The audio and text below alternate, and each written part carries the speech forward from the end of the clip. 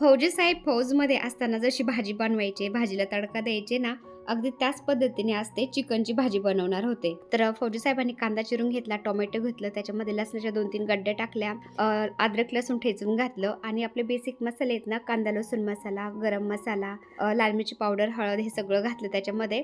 आणि आपल्या गार्डनमध्ये ऑल स्पायसीचं झाड आणि तेजपत्त्याचं झाड आहे ना, त्याचे पण पानं घातले, गरम केलेलं तेल घातलं थोडंसं. त्यानंतर सगळं मिक्स केलं आणि थोडंसं दही पण घातलं. आता दही घातल्यानंतर चिकन घातलं त्याच्यामध्ये आणि सगळं मिक्स करून घेतलं.